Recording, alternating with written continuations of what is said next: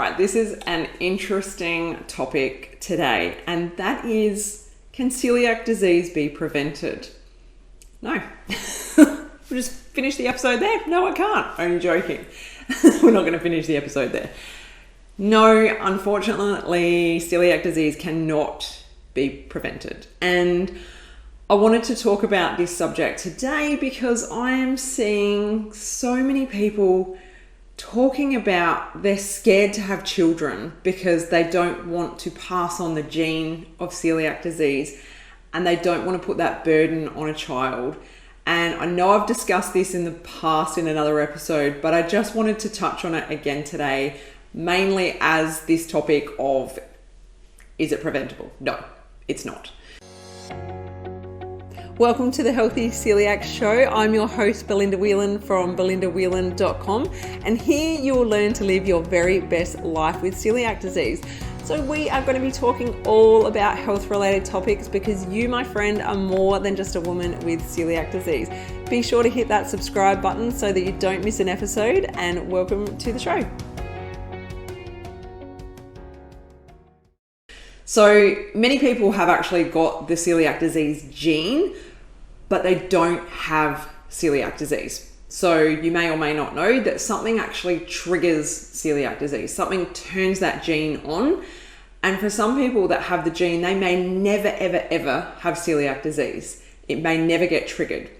Now, there's a number of different things that can trigger that gene. For me, it was childbirth. I know that after I had my first baby, celiac disease started for me. It was like the switch for me. It got turned on and my life changed forever. I don't blame my daughter at all. I do not blame her because there's other things that can switch that over for people. So there's people that say that they have their, their switch flicked rather, because of an infection that they had, or even stress. The loss of a loved one has even turned that switch on for them.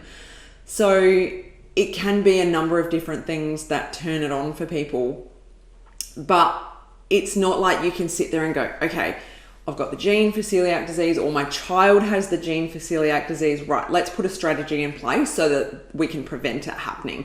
Let's avoid all stress. Let's make sure they never get sick. Let's not let them have children ever. You can't do that. You can't live life that way. You just have to go out and live life, and whatever happens, happens.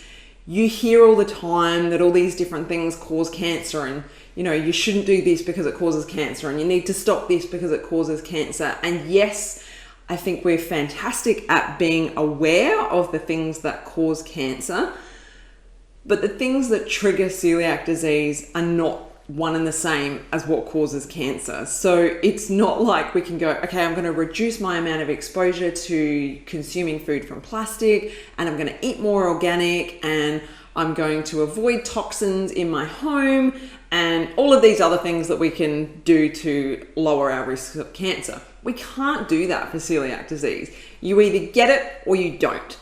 And it's even to the point where some people that have celiac disease and want to date people that don't have celiac disease. They want to make sure that they don't have the gene so that it lowers the chance of their child of the future having celiac disease. I don't know about you, but that feels like a lot. That feels like a burden. It feels like so much to be thinking about on top of what we already have to focus on, what we're already consuming in our life. We're constantly focused on what we eat, on what we do, where we go, the places we eat out at. There's so much to consider that's just another whole can of worms to be focusing on. I think if you fall in love with someone, whether they've got the celiac disease gene or not, I don't know. If you love someone, you love someone. If your child has celiac disease, what better household to grow up in, really? At the end of the day, if your kid turns out to have celiac disease, they're going to be eating gluten-free with you anyway because you're already eating gluten-free. Yes, it's hard when they go to parties and all that type of thing, but hey, they couldn't have picked a better family, could they? They couldn't have asked for better parents. So think about it in that way.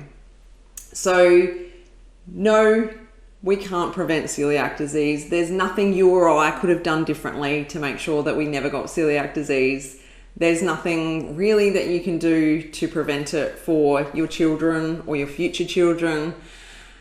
And I think it's about living life to its fullest and focusing on the good aspects of living with celiac disease, focusing on the health benefits that you now probably have noticed since going gluten-free. I personally have. I've completely changed my entire life since getting celiac disease. It was a massive blessing in my life. It took me down a path that I never even imagined in my wildest dreams, that I would become a health coach, that I would, be able to help people across the world with their celiac disease diagnosis.